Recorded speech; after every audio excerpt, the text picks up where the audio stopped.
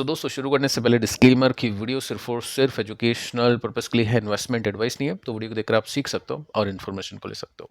सो कल दोस्तों नया हफ्ता शुरू होगा। कल के दिन मंडे है और पिछले हफ्ते हमने काफ़ी अप्स एंड डाउन्स देखे। निफ्टी ऑलमोस्ट अपने मेजर सपोर्ट पे आ चुका है।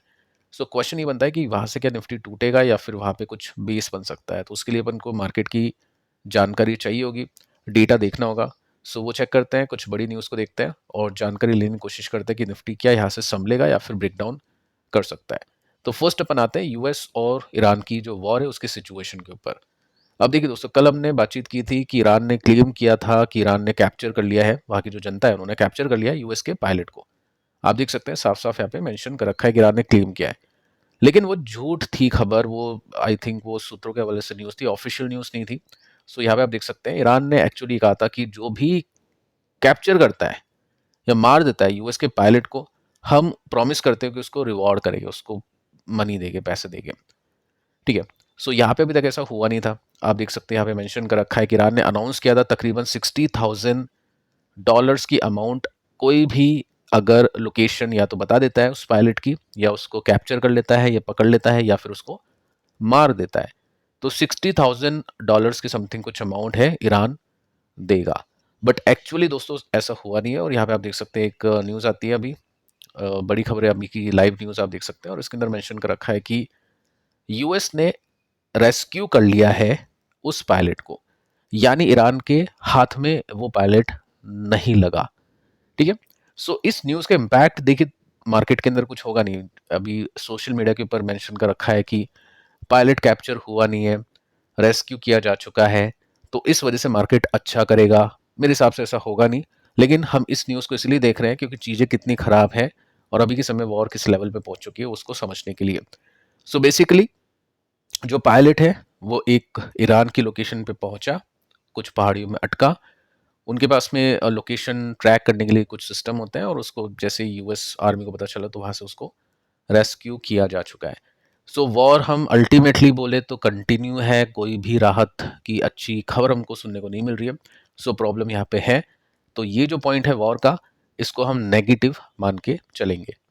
अब सेकंड दोस्तों आते हैं आरबीआई की मॉनेटरी पॉलिसी को लेकर। ठीक है। सो अगला हफ्ता इसके लिए भी काफ़ी इंपॉर्टेंट है।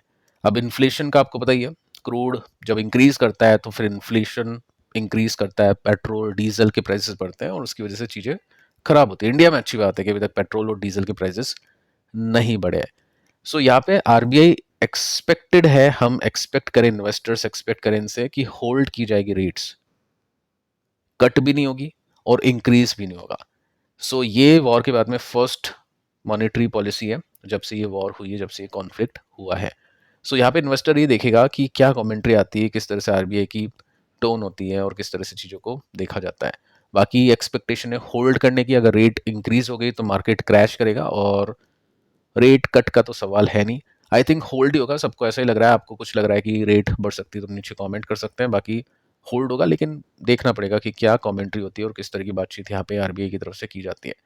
सेकंड आप देख सकते हैं कि कब आएगा आउटकम, तो 6 से लेकर 8 अप्रैल तक ये मीटिंग शेड्यूल है।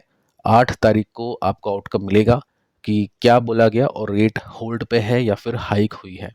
अब तीसरा पॉइंट, ऑयल प्राइस, उसको लेकर मार्केट वैसे भी काफ़ी चिंता में है। इंडियन ऑयल तो वैसे भी अपने को काफ़ी महंगा मिल रहा है। सो कुछ इंडिकेटर से या तो वॉर के अंदर सीज फायर हो या फिर क्रूड का प्राइस नीचे आए, तो उसकी वजह से मार्केट को ऊपर जाने के लिए काफ़ी अच्छा एक पॉइंट मिल सकता है।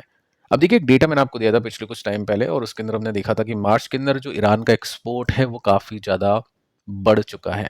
सो एक्चुअली मैंने आपको बताया था कि फ़ायदा अल्टीमेटली यूएस को भी हो रहा है। यूएस का मार्केट कुछ खास गिरा भी नहीं है, यूएस को काफ़ी अच्छी अमाउंट मिल रही है वेनेजुला का तेल बेचकर, साथ में और भी चार्जेस को लगा के।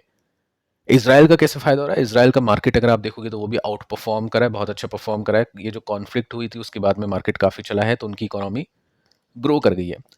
ईरान बचा है, ईरान को भी दोस्तों इस वॉर को काफ़ी फायदा हो रहा है।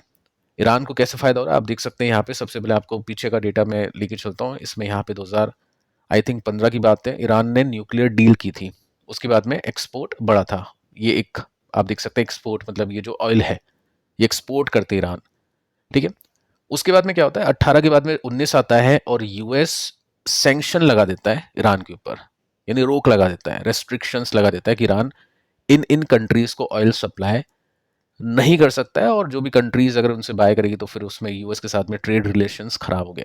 ठीक है, तो उसके बाद में आपने देखा कि ड्रॉप हो गया ऑयल का एक्सपोर्ट। उसके बाद में आता है 22, 23, 24, और अभी जो मार्च का डेटा है वो मैं आपको थोड़ा सा यहाँ पे बताने की कोशिश करता हूँ। आप इसमें सिंपली नोट कर सकते हैं कि एक्सपोर्ट कंटिन्यू बढ़ रहा है, बॉम्बिंग हो रही है, वहाँ पे वॉर हो रही है, ट्रम्प सीजर थ्रेट है, लेकिन स्टिल ईरान का जो एक्सपोर्ट है वो बढ़ रहा है। साथ में आगे चलते हैं और इसमें अपन ये भी चेक कर लेते हैं। देखो इस आर्टिकल के अंदर भी सेम मेंशन कर रखा है कि ऑयल एक्सपोर्ट जो आइलैंड इनका वो इंक्रीज हो चुका है वॉर के बावजूद भी, क्योंकि देखिए सैंक्शन हट चुके हैं सबसे पहले, और इंडिया भी ईरान से अब ऑयल परचेज कर रहा है। जब इस तरह की सिचुएशन होती है तो इंडिया ऑब्वियस से रशिया से भी ऑयल परचेज करेगा, साथ में ईरान से भी ऑयल परचेज करेगा, तो ईरान भी एक्सपोर्ट करा है काफ़ी अच्छी मात्रा के अंदर, और उसकी वजह से, और वैसे भी देखो प्राइस इंक्रीज हो चुका है तो इसका ईरान को सीधा सीधा फायदा भी मिलने वाला है। ईरान यही चाहता है कि वो ऑयल का प्राइस ऊपर हो, हम बेचें, और एक्सपोर्ट का नंबर अच्छा है हमारे पास में, जो भी है उसकी उसका जो रेवेन्यू वो काफ़ी अच्छा है। सो ये ईरान की भी इसमें सोच है। ठीक है, साथ में आप देख सकते हैं यहाँ पे मेंशन कर रखा है, आज की न्यूज़ है, कल की, आज की मतलब इसी कुछ दिनों की न्यूज़ है। इंडिया रिज्यूम कर चुका है एनर्जी ट्रेड करना विद ईरान आफ्टर 7 ईयर्स। 7 साल के बाद में ईरान ने एनर्जी बाय की है, सॉरी इंडिया ने एनर्जी बाय की है ईरान से। सो ये काफ़ी बड़ी न्यूज़ है, तो अल्टीमेटली फ़ायदा इसमें ईरान को है। सो इसका मतलब यह है कि वॉर कंटिन्यू है, आरबीआई पॉलिसी का आउटकम आएगा। तीसरा जो पॉइंट है कि क्या वॉर कंटिन्यू चलेगी क्या, तो इस वजह से मुझको लगता है कि ये वॉर कंटिन्यू चल सकती है, क्योंकि अब ग्राउंड लेवल पर भी ऑपरेशन होना शुरू हो चुके हैं। सो ये कुछ अच्छी न्यूज़ नहीं है मार्केट को लेकर, तो ये काफ़ी ख़राब न्यूज़ है। साथ में आप देख सकते हैं कि इसी वजह से तेहरान यानी ईरान रिजेक्ट कर चुका है 48 आवर सीज फायर को। ट्रंप ने तो कहा था कि 48 आवर का सीज फायर लग जाएगा, कुछ भी बॉम्बिंग नहीं होगी, लेकिन ईरान ने ही रिजेक्ट कर दिया, क्योंकि अगर ऐसा होगा तो क्या होगा, क्रूड का प्राइस नीचे आएगा, और ईरान चाहता ही नहीं है कि तेल के दाम नीचे आए। सो ये चीज़ आप देख सकते हैं, और ये अच्छी बात नहीं है। ऑब्वियस है इंडिया को काफ़ी ज़्यादा महंगा ऑयल अभी के समय परचेज करना पड़ रहा है, और प्रॉब्लम भी आ रही है ऑयल सप्लाई के लिए, तो ये अच्छी न्यूज़ नहीं है। सेकंड आप देखोगे ना तो यहाँ पे मेंशन कर रखा है कि 2008 के बाद में अभी के समय जो ब्रेंट है, जो ऑयल है, एक्चुअल जो उसका प्राइस है ना, जो कार्गो प्राइस है, एक्चुअल जो मिलता है, जो प्राइस जिसपे एड ऑन हो जाता है इंश्योरेंस, जो भी फीस वगैरह होती है, वो कितना हो चुका है, वो $141 पर बैरल हो चुका है। अभी कितना है, अगर हम कच्चे तेल की बात करें 109 के आसपास का प्राइस है, यानी $30 महंगा हो चुका है। इंडिया को उससे भी महंगा पड़ रहा है। सो यहाँ पे प्रॉब्लम है। अभी अगर आरबीआई यहाँ पे रेट हाइक नहीं करेगा और इसी तरह से इन्फ्लेशन बढ़ेगा, अगले कुछ क्वार्टर में डेटा खराब आएगा, तो ले दे के रेट हाइक हो सकता है।